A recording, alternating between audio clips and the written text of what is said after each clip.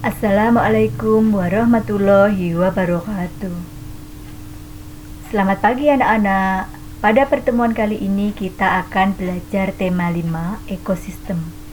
Subtema 3, keseimbangan ekosistem. Pada pembelajaran kali ini tujuannya adalah 1. Menemukan informasi-informasi penting dalam teks non-fiksi. 2. Menceritakan kembali teks non-fiksi dengan bahasa sendiri.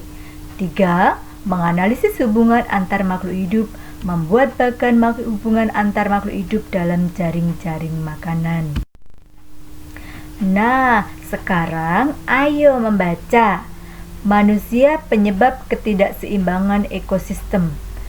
Ketidakseimbangan ekosistem berdampak negatif bagi kehidupan. Salah satu contoh serangan hama tikus yang merugikan petani. Peristiwa ini terjadi pada bulan September 2018 di Purworejo, Jawa Tengah. Padi diserbu tikus sehingga para petani di Purworejo gagal panen. Dalam ekosistem sawah terdapat komponen-komponen ekosistem yang membentuk jaring-jaring makanan. Padi yang merupakan produsen sekaligus merupakan sumber makanan bagi tikus. Tikus merupakan konsumen tingkat 1 yang langsung memperoleh energi dari produsen, merupakan makanan dari ular sawah. Ular sawah sendiri adalah konsumen tingkat 2 yang menjadi sumber energi bagi konsumen tingkat 3, misalnya burung elang. Burung elang dalam ekosistem sawah berfungsi sebagai konsumen puncak yang akan diurai oleh dekomposer. Komponen yang berperan sebagai dekomposer adalah cacing atau jamur. Terjadinya serbuan hama tikus disebabkan berkurangnya predator pemangsa tikus di sawah, yaitu ular. Populasi tikus meningkat karena populasi ular menurun. Ini disebabkan oleh berbagai hal. Salah satunya perburuan liar yang dilakukan oleh manusia. Semakin berkurangnya populasi ular di sawah, maka populasi tikus semakin meningkat sehingga ekosistem tidak seimbang. Ketidakseimbangan ekosistem ini harus diatasi agar tidak mengganggu keberlangsungan hidup makhluk hidup lain, seperti yang dilakukan oleh para petani di Purworejo. Memelihara burung hantu. Burung hantu merupakan predator tikus. Dengan meningkatnya populasi burung hantu, maka populasi tikus menurun, sehingga hasil panen padi petani meningkat. Nah, kalian sudah membaca teksnya bukan? Teks di atas merupakan teks non-fiksi. Isi teks berupa peristiwa nyata, bukan hayalan.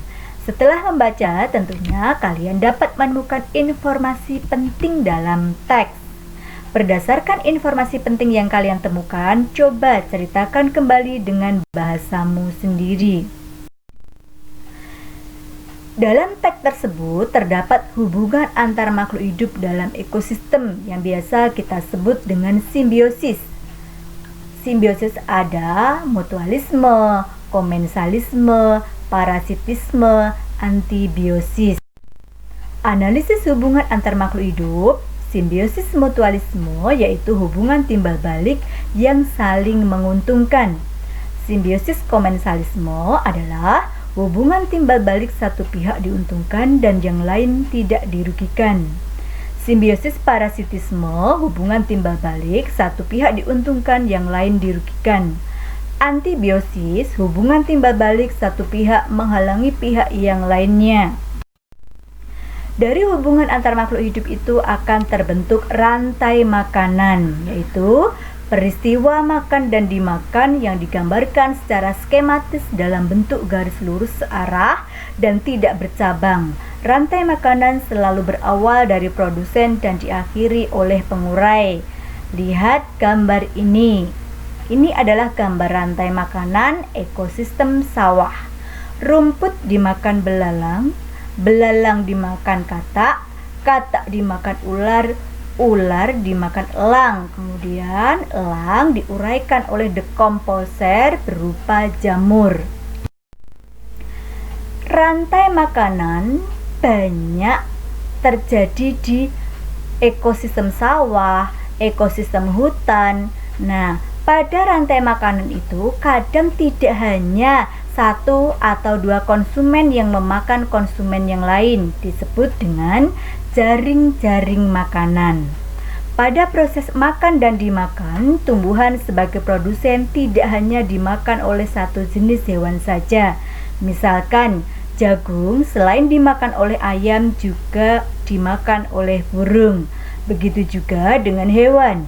Tidak hanya memakan satu jenis makanan dan hewan tidak hanya dimakan oleh satu jenis hewan lainnya. Misalnya, tikus dapat dimakan oleh ular atau burung elang ataupun rubah.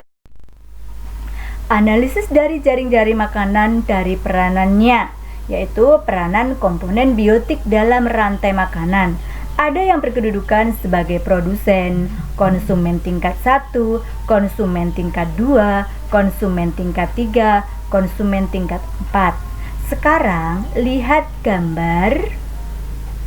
Ini terdiri dari produsen, konsumen. Nah, sekarang susun jaring-jaring makanan dari gambar di samping. Dalam ekosistem terdapat hubungan timbal balik antara makhluk hidup dan lingkungannya.